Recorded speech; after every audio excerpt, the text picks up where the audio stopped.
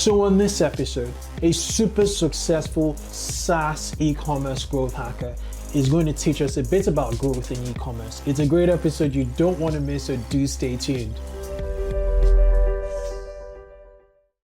All right, guys. Hi, it's Kunle. Welcome to the 2x e-commerce podcast show. I'm your host, different backgrounds. I'm doing the whole studio thing now. But besides that, this guy on this podcast, I don't know, this guy is amazing. He is the head of growth at Gorgias. Actually, Gorgias should be, I kept on pronouncing it initially as Gorgias, and then he corrected me, it's Gorgias, right? Although the spelling isn't gorgeous, it's Gorgias. Well, this guy his name is Guillaume, by the way, Guillaume Cabane. He's a French guy. He is a growth hacker. He's from San Francisco, as in like he's worked in San Francisco for all his life, and he's a growth hacker behind this platform called Gorgias. And if like you don't know what Gorgias is, well, you're probably living on a rock. But yeah, it's a customer experience platform on that runs on BigCommerce, Shopify, and Magento, and they've grown 10x basically in 2 years. He grew them from 20 to 100 members of staff. He was in marketing, and also he grew revenue by 10x over that same period, over 2 years. And he just has incredible insights from a SaaS perspective that can be applied to e-commerce essentially. And we talk about product launches, about acquisition. I think the most profound thing he said in this interview was his idea or concept about community. I actually had to tweet that out. I just put out a tweet after he said that, because it was just mind-blowing for me, and it's just changed my perspective. When you get an idea, a really big idea that changes your perspective, completely changes your perspective. I had that moment in this episode. So it's a brilliant episode. He's worked for Segment, I believe. He's been a growth advisor at G2.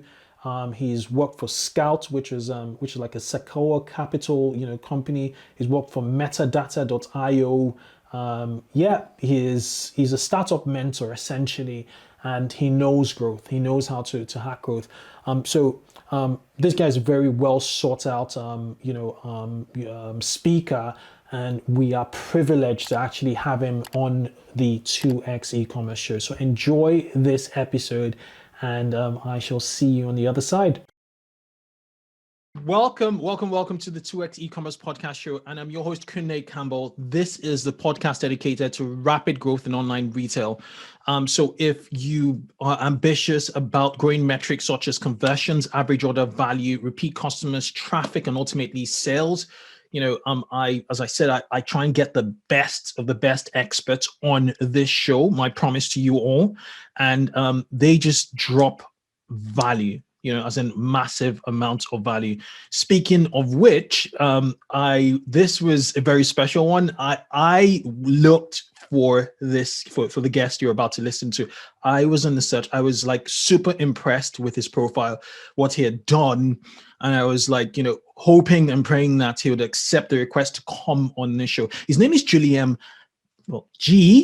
Cabane. He is the VP of Growth Marketing at Gorgias. Now, what's quite interesting is that we don't get SaaS growth people on, but why I have been so attracted to G's profile has been essentially what he has been able to do at Gorgias. And we're going to talk about the 10x growth he's been able to achieve there, and the insights they're able to get off the back of the huge number of e-commerce stores that they service, and how that is going to help you guys. I'm going to get some insights. We're going to dig really deep into getting some insights for you to just learn from, so you don't make those mistakes, or you take those actions of best in class, shall I say, habits, which Guillaume and his team at Gorgias are seeing from top tier e-commerce businesses. How's that? Okay, so without further ado, I'd like to welcome Guillaume Cabane to the show. Welcome, Guillaume. Hey Kunle, how you doing? I'm very, very, very well. Thank you. You got my name right, which is awesome. It's a good start. Right. So you have worked from just looking at your LinkedIn profile, started out in Apple. You've worked segments, as in it's just been growth hacking, growth marketing. Growth hacking doesn't do you justice. You understand the DNA of growth, and you put it into SaaS businesses. And I think should I allow you to give a brief introduction about yourself and your journey thus far, and then we take it from there. Sure, happy to. I'd say the very brief one-liner is I've been selling things to people online for the past 20 years. That's what I've been doing, right? And absolutely, like I started, on the online B2B business at Apple in the early 2000s, which was a very different time then, very, very different. And I went into SaaS in the, I'd say, mid 2010s, selling software. But I mean, all in all, I've just built expertise and knowledge into the different ways, tactics and strategies into selling online, and I think that's shaped me into the person I'm right now. And the one aspect I'd love to cover today is how I've helped the brands and companies I've worked with grow faster than all of their competitors, grow more efficiently than all of their competitors. And when we think of growth hacking, that's kind of, let's say, the part that matters to me the most is how do you grow faster and more efficiently than anyone else on your market. It's getting that hockey stick growth, that burst, that really, puts you in the limelight and allows you be a player, a formidable player in that space. One thing that just looking at what the latest thing you've done, you're an advisor and VP of growth marketing at Gorgias. You joined at the seed stage when there were just 20 employees. Correct. Now, Gorgias is Series B hyper growth with over 100 employees. So that's 10x essentially. So they've grown up. So 5x employees, 10x revenue in 2 years. Yeah, that's about correct. That's about correct. And it's been an amazing journey. I've been a mentor and advisor of startups for a few years now. And the fun story is I met Alex and Romain, the two founders, when I was doing some mentoring of startups back in Paris, France. And I was on the jury of one of those incubators. And I met them. And then I mentored them for a few months. They were on I'd say, slightly different product iteration. And, then we re-met a few years later, and they had built Gorgias. And Gorgeous, I really appreciated one thing, because, I have many opportunities to join startups, businesses, and help them grow. And so often the question is why Gorgias? Why that one? And, among all of the others. And what I appreciate, what actually is appealing to me is their ability to focus on one thing they do very well. The common mistake, especially for SaaS founders, for young SaaS founders, people who sell I'd say online software, is to try to do everything for everyone. And especially on Gorgias's target market, which is helping, I'd say, e-commerce merchants with, let's say, their customer experience with all of the large volume of tickets. There are many players with lots of good software. You got to be respectful on who's on your market. All right, you got to understand that. And so their ability to focus on a smaller part of the market has been really what I think is a defining factor of success. You've got to find a place where you're really good, and you got to win that spot, and then you can expand. Don't do it the other way around. So the key takeaway is for e-tailers, can that be replicated for an e-commerce business? Absolutely. Yeah, I mean, it's pretty simple. You don't enter the e-commerce world by trying to be Amazon. That's the obvious thing, right? But even if you're looking at, let's say, like smaller markets, I don't know. Imagine you want to start a online jewelry. There's gazillions of people selling jewelry online, right? And so you can't just say, hey, I'm going to sell jewelry worldwide to all different types of people and populations around the entire world. Like, that's just, it's too big of a nut to crack, right? You've got to focus, you've got to understand, like, what is an underserved, let's say, part of the market where I can make a nice dent because my product will resonate better, my marketing will resonate better, right? And that is true whether you're selling to consumers or you're selling to professionals as a B2B SaaS player. It's exactly the same thing. If you look at how Gorgias competes, let's say the number one competitor would be Zendesk. Zendesk is a great product, amazing people, but they serve almost any business. They're not focused on e-tailers, on e-commerce. And so their integrations with Shopify and other, let's say, platforms is okay, but not great. Their salespeople, success people, marketing people also have a moderate understanding because e-commerce is a small market for them. And so being very specific, we can have a much better product, a much better marketing, a much better relationship with, say, this target market. And so eventually our product and our entire experience is better, right? And that is true regardless of what you're selling. Makes sense. It makes a lot of sense. So how disruptive is Gorgias, in the CX customer experience, platform space in e-commerce at the moment? Yeah, I'd say there are a few players that have pretty good products, and like if you look back at the past couple roles I've had, the same similarities appear, which is like the technology renewal, like handling tickets for online stores is not new. It's just a wave of like bundling and unbundling. Right. And right now we're in a wave of unbundling. Instead of having to, I'd say, do everything in one big, I'd say, e-commerce platform, now we're unbundling the, I'd say, the shop experience with Shopify, the payment experience, and the support experience. And all of those building blocks are there to help e-tailers provide an experience that is as close as possible to the leaders in the space. Right, who have their own internal solutions.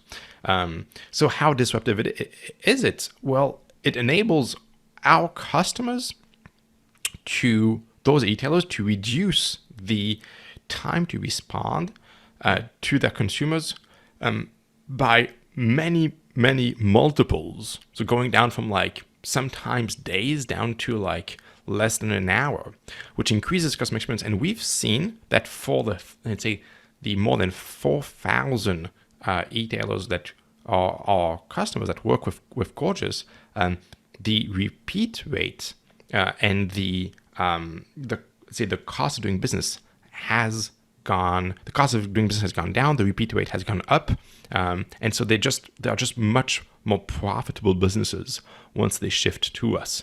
And that's what we really want to help them with. But even if you take a step back, like, it's a very positive, selfish approach, which I like, right? I'm a consumer. I'm a customer. I buy things online. And very often, like, the experience outside of the major platforms is not ideal. I just want the experience to be great, right? And we'll go into how we do that. But like, eventually, I just want the entire buying experience to be better. And we think we can, help a bit there. I want to ask, about the early stages of building Gorgias, especially, when there's a lot of energy in product. There still is, that you have your product people. The question I have is, what was the link between marketing, which you were heading, which you still had, and product? Was there a feedback loop both departments sit in the same room, Absolutely. essentially to sort of optimize both what you are doing in the growth aspect and how they're optimizing the product to just make it perfect. The reason I'm asking is in e-commerce, a major trend of growth now has been like product launches. And we talked about it a few episodes back, and the importance of running like, product launches or expanding your product offering and, almost having like mini events on a quarterly basis to sort of hold on the attention of your customers. And essentially, and sometimes it's that disconnect between the product people and the marketing people. So I'd like to just get your insights on that, especially given the fact that you 3x growth initially, in the first 12 months. No, absolutely. For me, it's all about like getting and retaining attention of your target audience, right? And I mean, product launches is one way to do that. If you look back at my previous role, I was VP of Growth at Drift, which is a live chat, which is primarily used also again like in the B2B SaaS space. And we were competing, and they are competing with a larger player called Intercom. And so like we just didn't have the dollars to compete. We didn't have the 10x product to compete. So, what's the game plan? And the game plan came in a couple of angles. One was extremely quick product iteration that was combined with extremely strong marketing of each of those iterations. So every small feature, it was really easy. On the second Tuesday of every month, there was a product launch. And that product launch was handled as if it was something major every Tuesday. And it was launched on Product Hunt, which is a platform for like, let's say, SaaS apps and stuff like that. It was launched, with all the bells and whistles on the marketing side. With the announcements, the PR, the advertising, the email campaigns, the podcast and YouTube, all of it, right?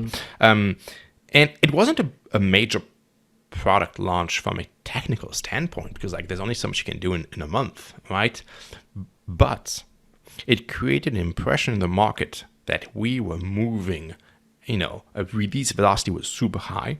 And it stressed the competitor out a lot because now they were spending the first, let's say, 12 days of the month wondering what we were going to launch, and the following, I'd say, 2 weeks trying to react, right, and launch their own thing. And so it was fantastic because we had then been able to set the momentum, set the pace, and I'd say disturb them from their necessary focus, right? They were focused on us.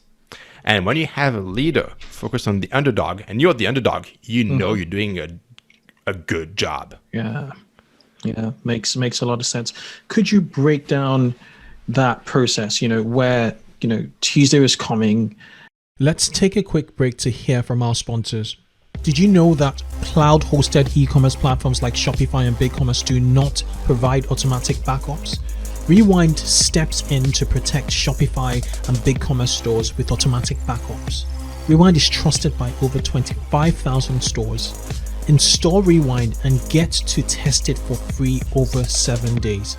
And to extend the 7-day trial to 30 days, head over to rewind.io, their website, and mention 2x eCommerce. How did you get everything in line? Like you talked about podcast, you talked about product hunt obviously is the submission. How did marketing get in line to get the market excited? And did you have a different strategy for existing customers? Because that's like a retention play right there. Absolutely. From an acquisition standpoint, how did you have everything in line? So it was Tuesday, everything was just more. So the first few times, like a lot of things didn't align well. Eventually, like you end up with like a checklist, and you have a checklist with how many days before the launch do you need to start working on that piece of content, right? When you need to get the right influencers lined up. You need to have somebody. I'll just like take the marketing aspects, which are relatable to retail and online sales. But like every product was aligned with, a small portion of the people who are our influencers. And we kept them in the loop on what was coming. And we would let them know maybe 2-ish weeks around, before the launch, say, hey, this thing is coming. We think it's a really good fit for what you do. We'd love you to try it out. And so they would try it out. And, there was also like a non-release agreements and whatnot. And then we'd have, we'd start building all of the videos, all of the product content. Eventually it's just a practice, right? You just build the practice. But the one thing I think is important is a lot of people say, well, we can't do it because we just don't have the product velocity. And it's a mistake to think that you need a fully fledged, large new product to do that. We did the same thing with minor releases. And sometimes we didn't have the product because the product didn't work. And we launched things that were not really products. Like we actually launched like a university, which was actually a set of online courses, right? As if it was a product, right? We launched awards in the same way, right? And so we just we injected a lot of momentum in each of those monthly push, right? And so that creates significant efficiency. I think it's kind of like, a lot of times, like in marketing, what is true is that if you inject not enough momentum, so it's like trying to push on a snowball, like nothing happens, right? You need to actually inject a lot of momentum to get that snowball effect. Yeah. And the same is true for online sales and e-commerce, right? Yeah. You're not going to build, or it's going to be much harder to build a community and build, let's say, momentum if you're just doing like minimal investment or that's spread out on a very long time period. Yeah. Right? It's just not going to happen. You're not going to have the people talking to each other about the product, about the experience, about the brand. It's not going to happen. Let's just take like one example these days in the app ecosystem. There's this app called Clubhouse, this audio social network, right? Yeah. Which is like all the rage right now. And they've been testing it for like, let's say probably 9-10 months around, because I registered like in March of last year. But they've actually been working on like who do they want on the platform first, who they want as influencers, and then they started like releasing, bringing in new markets, new people, and now for the past 3 months they've started to inject a ton of momentum, and everybody's talking about it. And that's where you have those network effects where one person says, hey, like I've heard about this product, this app, whatever. It's cool. And the other person says, like, oh yeah, I'm on it too. I like it too. Then it creates this perception, this bonding, this feeling of togetherness, which increases the value of your marketing, right? And that is just pure marketing tactic. It's not, let's say, specific to SaaS or apps or e-commerce. It's just pure human marketing. So in e-commerce, how can you sort of stimulate or nudge existing customers to rave about your brand, it's their experience with your brand? Yep. You just got to break down two things. One is the product, and the product is a product. So I there's not much that I can help with here. And the other one is all of what is around the product, the experience before you get the product, when you get the product, and after you get the product. That's where it's really critical. And there's been a lot of improvements throughout the years, but it's still amazing how many, I'd say, e-commerce professionals forget that. They focus so much on the product that the rest of the experience is forgotten, right? So how do you make sure? So I'm a marketing conversion specialist, so that's like my number one expertise. How do you get people to buy stuff when they're on the page? And how many times do I buy stuff and I don't know on the product page how long the delivery is going to take to get to my place, even before I sign up, right? And there are tools for that today. There are tools that, based on the IP of the visitor, will tell them, hey, this can be at your doorstep in 3 to 5 days. Right? Just look at Phoenix Commerce. That's a good example of a tool that does that, right? How many times do I go into a cart and I just can't see what the shipping costs are going to be? I got to register and go through the entire process to see the shipping costs. And I hate that, right? So there's a lot of friction in that experience, okay? And then there's a lot of friction on, I'd say, when I get the product, like, can I return it? What if I'm not happy with it? What's the I'd say all of the steps there, right? And there are brands that just go above and beyond in doing that, making sure that I feel, I'd say, safe, I feel reassured about the entire process, that it's as frictionless as possible in the entire buying and returning and coming back experience. That makes me want to come back and back and back again. So that's really where I'd say the focus needs to be. So does Gorgias at least help or teach or fine tune the soap for the returns process and the post purchase experience? In what ways has Gorgias realized there's a lot of discrepancy, there's a lot of inconsistency here? How can we just streamline it for these folks? Absolutely. The most important thing, the one thing people have got to realize, it's responsiveness and real-timeness of, I'd say, the exchange. There's nothing as bothersome when I send an email about an order and it takes days to get an answer. And that is most of the time, okay? So being able to offer as close to real-time as an experience as possible, seamlessness, and that I don't need to explain my case and again and again and again, making it as simple as possible, helps. Yes, Gorgias helps. How does it help? Well, there's about like 40 to 50% of all tickets that an e-commerce merchant is going to get that are automatable. They're almost the same. Where's my package? How do I do returns? It's not the right size. All of those are super easy, and our product just like enables automation for that. It could just automate those. Okay. Then for all of those that need human oversight, we integrate directly with your your e-commerce platform, primarily like Shopify, Magento, and BigCommerce, right? And let's say the entire payment ecosystem, if you have one, so that you can process returns, refunds, or rebates just in one click. It's going to process all the rest in your other platform. So you don't need to have your agents switch tabs and fetch the data and what's the order, how much am I refunding, is it processed, and so on and so on and so on.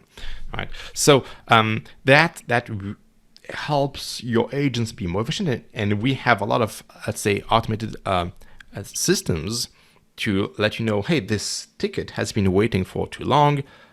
This is beyond the SLA, the service level agreement that you have set.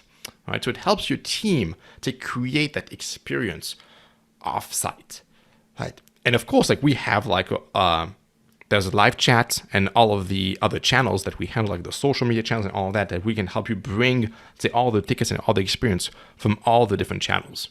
Right. So just saying it's not just the email, it's not just the website and the forms, it's also the chat, it's also the Facebook and the Instagram and all of that.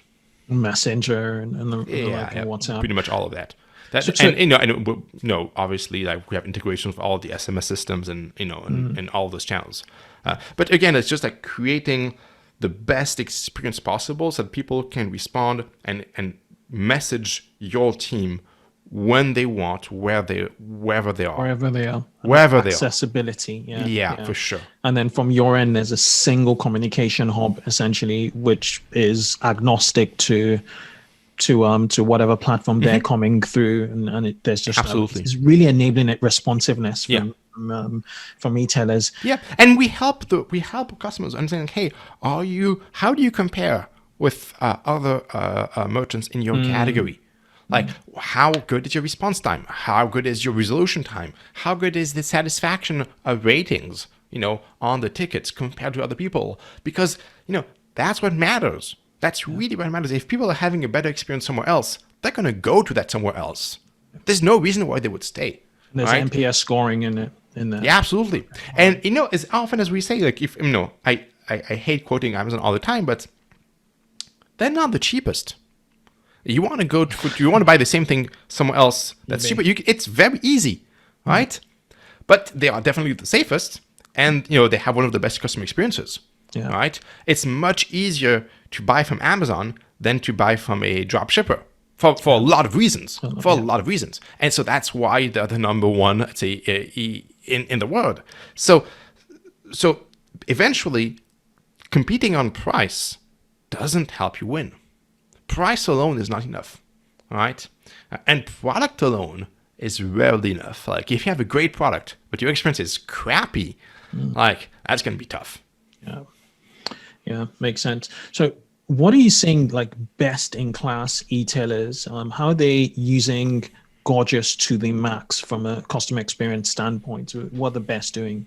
Yeah, the best basically are using the chat widget integration, and they're crystal clear that the easiest is just to write us an email or come on a chat and have real-time conversation and they solve the ticket on the spot. They don't say, hey, they don't say we'll create a ticket, we'll get back to you within 1 to 2 business days, right? That's like near the worst, right? And on the other side of the spectrum, which was the best, it's like the individual agent has the power to solve your case right then and now, so that the customer can have the perception that he or she is talking to the right person, and that it's a brand, and everybody in the brand has ownership and responsibility about the experience. You just think about it from a human perspective. When you send a message about something that you're unhappy about, that something, it doesn't work the way you want it to work, and you get an automated, hey, you have ticket number 1,200,000 and we'll get back to you in 2 days. Like, I wrote into something, and then somebody else can say, hey, can you fill this form and describe the problem? Like that experience is kind of like I'm not feeling emotionally attached to the brand. I'm not being perceived as a human being. I'm not G who bought your product, and I'm not going to rave about your product online. That's not what it is, right? Now, look at the other side of the spectrum. Look at, there's Kunle that, says, hey, Guillaume, thank you so much for being a customer. Like, let's chat about it. Like, oh yeah, like I know this product really well. And like, I can definitely see why you're having this issue. I'll make it right now. What do you want? Do you want a refund? Do you want an exchange? Like, what is it that you want? Let's just make it right. And then, we'll throw in a little something for you, a little discount, a little something for your friends, whatnot. Like, just creating that. I'm like, wow, this was just great, right? I'll definitely order again, right? That is the difference. That's what we want to help. And it's not just the systems. It's like, it's empowering the humans that work for your company to create that. Yeah, it's cultural. Yeah, top down. It's cultural, really. And I like the fact that you talked about the feeling and friendliness, that likability, which creates rapport. And just that, and that rapport creates exactly what you were talking about, which is the word of mouth. Just raving about your brand. Essentially, that makes a lot of sense. Curious to know how Gorgias handles its own tickets when its customers, it's Shopify or BigCommerce or Magento customers have issues. What systems do you have in place? Absolutely, we obviously use Gorgias, so we use our own product for it. All right. Let's take a quick break to hear from our sponsors. Klaviyo is a growth marketing platform that powers over 25,000 online businesses. Klaviyo understands every single customer interaction and empowers brands to create more personalized marketing moments. Listen, analyze, and act on your customer data with Klaviyo. Visit klaviyo.com/2x. Okay, good. And we've made some adaptations because obviously we're not the Shopify store, but yeah, we absolutely use Gorgias for Gorgias, and we also have a CS team, and we do track resolution time, we do track NPS. We're very happy to have like an extremely high NPS for a SaaS business, so that's kind of how we do it. Well, let's talk about like the pillars of CX, of customer experience in e-commerce. Having built a platform, arguably the number one platform, CX platform, in Shopify store and BigCommerce store. what pillars? What are the really critical pillars? Brand should, e-commerce brand should be aware of when it comes to customer experience. Yeah, I think if we just focus on the things that are measurable, there's going to be first response time, resolution time, and satisfaction time. Satisfaction rating, sorry. So these are the three very easily measurable, let's say, elements of the customer experience. The outcome of those three things impacts what is the most important, which is the repeat rate. I did a presentation, let's say 2 years back on e-commerce, and I was looking for some data on the repeat rate and the percentage of margin that comes from repeat customers by industry. And if my memory serves me right, for most industries, the repeat rate, so the percentage of customers that order more than once, is in the 30%. And the revenue that comes from those people is in the high 70%. Yeah. Right? So very few people stick, but most of your margin comes from them, which kind of makes sense because like you don't make that much money on the first order. Exactly. There's zero If at all. acquisition cost. Exactly. If at all. So like without great customer experience, you just don't have a business. That's the truth. Like unless you're like venture backed and you're happy to lose money for a few years, which most of us are not, you don't have a business. It makes sense. Response time, resolution, satisfaction score, outcome, repeat rate, repeat. And that's a holy grail, really. CLV, repeat customer rate, as well as the margins off the back of it. Okay. So in the e-commerce space, what in e-commerce marketing, you're a growth hacker in the SaaS space. You started out in e-commerce initially with Apple. Yep. What can e-commerce marketing teams sort of learn from SaaS? You guys are at the cutting edge, and a lot of the innovation you figure out at the front end there trickles down, initially to e-commerce and then further down to B2B and other areas. Absolutely. I think the current wave we're in right now is intense personalization. So it is the ability to adapt your marketing, all flavors of your marketing, your website, your emails, your ads, down to the smallest audience possible, and if possible to a single person, right? Making sure that Kunle gets something that is really well adapted to him, his behaviors, his past purchases, what he's doing, looking, what he's interested in. That's one thing. That's been going on for a few years. The other one is doing it real time. So how do you make those changes happen in real time and not through, let's say, a data upload a few weeks after Kunle came to the site? And all of that is kind of empowered by the more recent wave of, let's say, a data-backed marketing.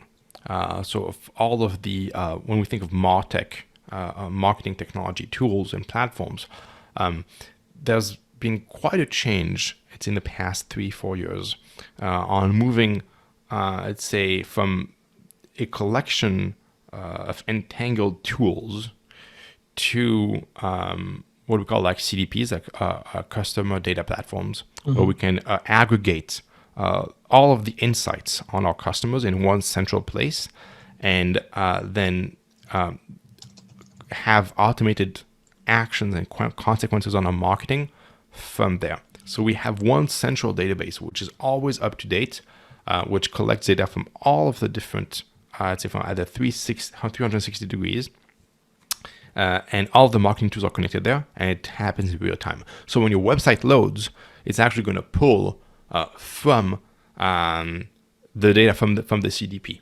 Yeah. Right. Yeah. And I've seen massive impact. If you look, for example, on the website, on the dynamic website, you can see my friends at Intellimize.com have built amazing technology that have helped B2B and B2C businesses personalize each page at the moment it loads based on the data you have. Sorry, what's the name of the Intellimize. Intellimize.com. Yeah. All right. And they're not the only ones, right? But it's obvious that the experience there is just so much better. Yeah. And I guess a lot of all this is driven by AI.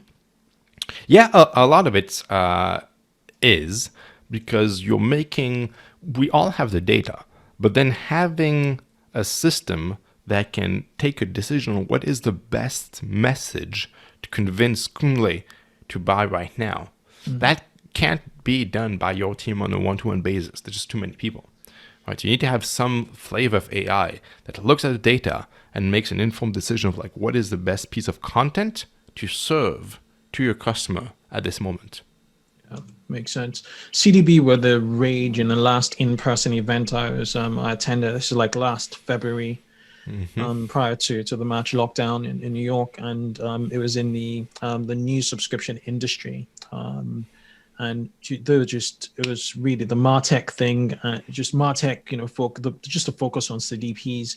Now, in the world of e-commerce, what is the equivalent? So the news subscription industry has adopted by all indications, and that's because they're really SaaS, because they're just trying to build subscriptions. Absolutely.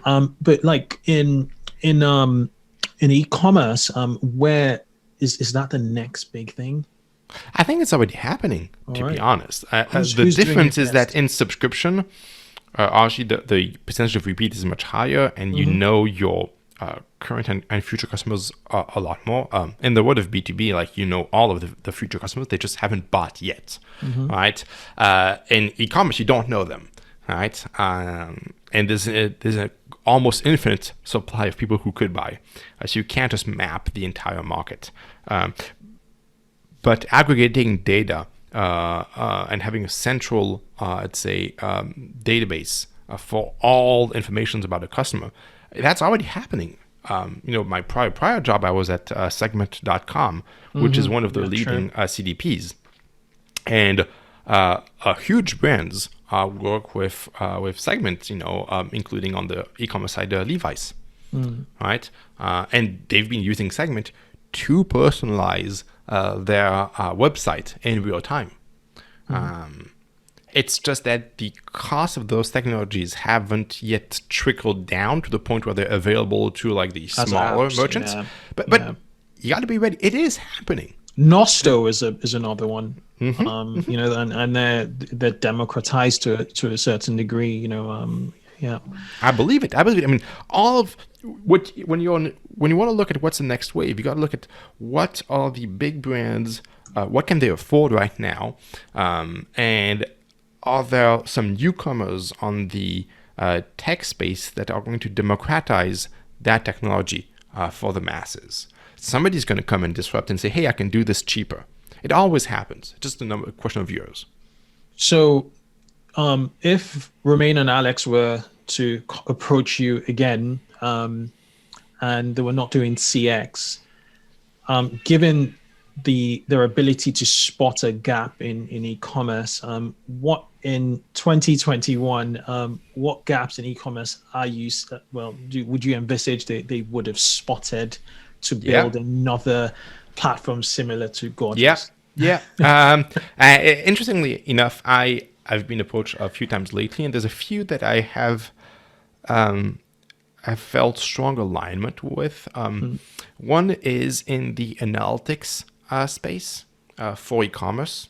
There just isn't yet a platform where you can aggregate all the information about how much you spend to get customers, what's the revenue, how they behave, and then take all those learnings and change your acquisition strategies. That just isn't yet. There's a collection of different tools, and you're still generally left pulling all of that into an Excel spreadsheet. And there's supermetrics and whatnot, but that's kind of aging a bit. And so there's now a new technology wave that's happening there. And I talked with the folks at Polar Analytics, POLAR, like the North Pole, Polar Analytics, and they just started a few months ago. But the product, I like where they're going. a lot. Why am I liking that?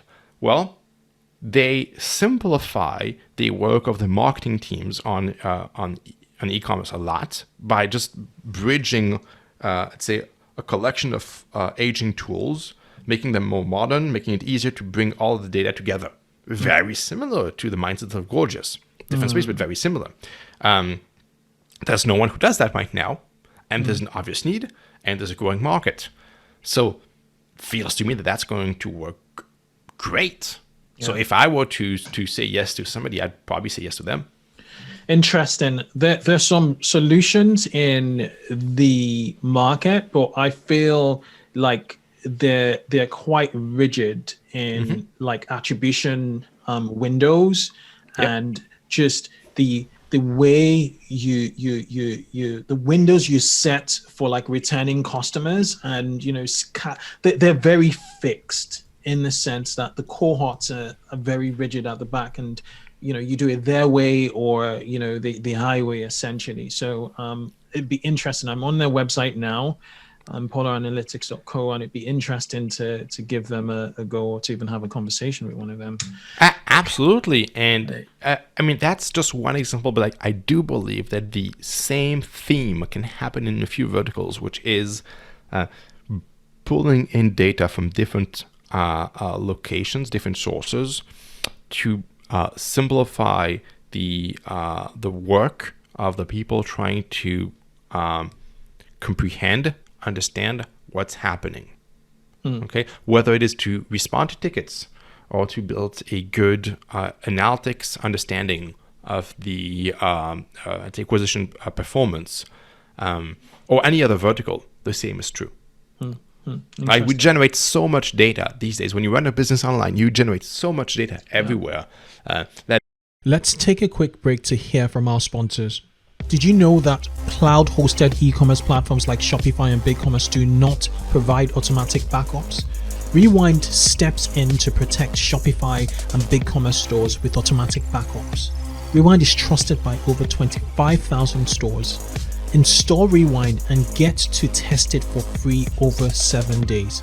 And to extend the 7-day trial to 30 days, head over to rewind.io, their website, and mention 2x eCommerce. The effort to bring the data back and join it is massive. It is, and there's a major issue, in my opinion, on attribution, attribution modeling and how to allocate budget across effectively. So a lot of people just do a back of the napkin, calculation, and say 70% is going to Facebook. That's if like they're into demand generation, or they could say 50% is going to Facebook, another 30 into Google, or do 10 in Snapchat, blah blah, because of their audience sizes. But you don't know the answer. You don't know where your top of funnel is really coming from. So just picturing all that into a single platform that's able to sort of map out, customer journeys individually as well as by segment will be mind-blowing. Would just change and just be more cost efficient from an acquisition standpoint. I'll give you another one of something that's obvious. I talked a few times with the founder of funnelguard.co, funnel like the marketing funnel, funnelguard.co. And what they do is that they are a system that automatically connects to your Facebook and your landing pages and monitors to see when there is a acquisition funnel that's broken, or whether performance is rapidly decreasing. And they then alert you, they stop the spend if needs be, you can set some rules, and what happens? I'm like, that is just so obvious. Like, how often did I talk to somebody like, oh yeah, we just realized that for the past 2 weeks, this thing was broken, or the product wasn't showing up, or the sign-up form was broken. And like, they have automated testing. Just like if you think of like the security space on like the app security, they let you know when there's an intrusion in your systems. It's very much the same thing. They just basically, they wake you up when something's broken. And I remember my days at Apple when like sometimes something was broken and the site went down, and we would lose like millions per minute, right? And obviously Apple has systems for that. But most of the e-commerce merchants and SaaS people just don't have that. And in the past years, I've lost, I'd say, heaps of money on things that were broken that I was not monitoring. And I was like, yeah, that's obvious. Like, tell me when things are broken. Send me an SMS, even at night, if it's critical. Absolutely. It makes a lot of sense. I think analytics is key, especially with IDAP, I think, and the iOS, Apple, the iOS 14 and Yeah. Facebook issue. There's just a need to fill that gap. Cool. I just have two more questions before I let you go, just mindful of your time. The first is, the pandemic and its impact on e-commerce and CX. Obviously, it was an amazing year for e-commerce given the circumstances. Yep. So from Gorgias's standpoint, what did customer experience look like? Was there a spike in the usage of not just the adoption but actual usage of customers, chasing up tickets and raising tickets? What did you see? What was the nature there? Basically, what happens is we've fast forwarded the transition of offline to online by a few years, probably like 5 years-ish. And it's really easy to observe that by looking at some markets that had stabilized. So you look at, for example, like buying books online. That's like one of the earliest markets, and it had stabilized. Some people like it, and some people just want to go like in a local, let's say, shop to buy their books, right? And so that was like pretty stable. And that shifted. Some people were forced to buy books online. Okay, and then you look at that metric and you apply it to other industries, and you see about the same thing, right? Buying diapers online, a couple of things. So it just seemed that the very slow 1 to 2 to 3% a year transition of the let's say the market of offline to online has accelerated by like 5 years ish. All right, and that the second order effect is that it has given the opportunity for brands to create relationship and trust with people that they were unable to touch before. Some people were just didn't care, didn't want to, and again were forced in the best and the worst ways to buy online. And some of them found the experience delightful and will now stick online. All right. And so right now we're on a window of time where you have, as an online retailer, the opportunity to build rapport, build a community. It's not going to happen again. At least we definitely hope so. Right? Not in this way, but this is an amazing opportunity. Don't waste it. If you're not building a community, a rapport with your audience right now when they have to buy online, when will you? Really, when will you? Okay, so this brings me to another question, and everything you've said just is spot on, chimes in with the direction, with the theme we've been, going on in this show. How do you build community? And it's not like how do you build community, as in there's one thing responding to emails, there's another being friendly with your customers and having that responsiveness. Is communities, your concept of community, the traditional, the traditional view of community, the forum thing where people congregate, and they see each other, and it's a membership thing, maybe like in a Facebook group or a Slack, community, or is community, the number of people who comment on your Instagram page, or is community, you hosting live events and, people attending.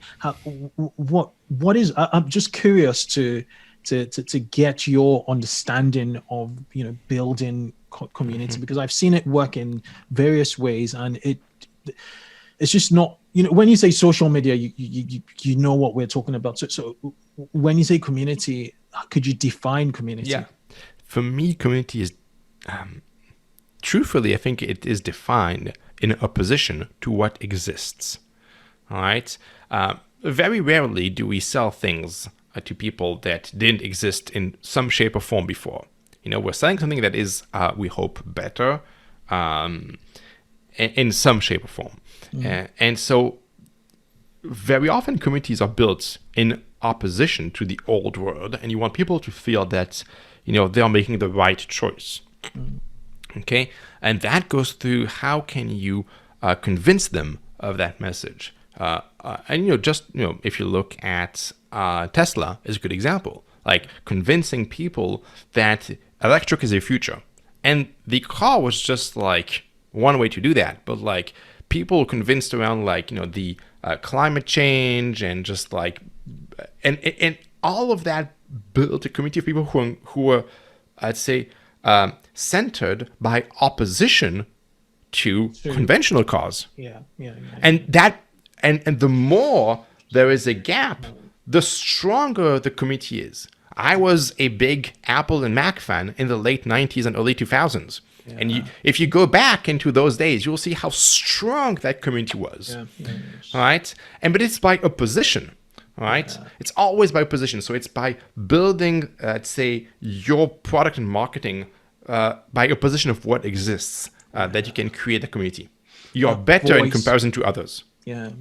You have to own that voice. You have to go against something bigger than you. So it's a big cause, in itself. Absolutely. You want the people in your audience to share your beliefs about what a better future is. And it's a feeling, really. Amazing. That's interesting. So it's an idea. It's a movement. It's not the platform. It's a thought. Absolutely. Interesting. Very, very, very interesting. Okay, before I let you go, what integration should we expect from Gorgias in 2021? So I'm not going to reveal the product roadmap, but I can say we are building an app store with an open API to build a complete ecosystem. And so anyone's going to be able to build integrations into our system. And I think that's the future. Like, again, trying to be as open as possible so that other products can freely integrate with us. That's going to be fantastic. So those SaaS listeners, e-commerce SaaS listeners. All of the SMS space, all of the, all of that. Yeah, all the spaces there. Yeah. Interesting. What are your thoughts on live streaming as a channel? It's huge in Asia. Absolutely. Do you think it's going to make strides in the West? In some parts of the population, absolutely. Yes, absolutely. Starting with the obvious, like the younger, I'd say, population that has, for sure, 100%. It is also harder to pull off. It requires like the right people and content, and like it's harder to pull off, right?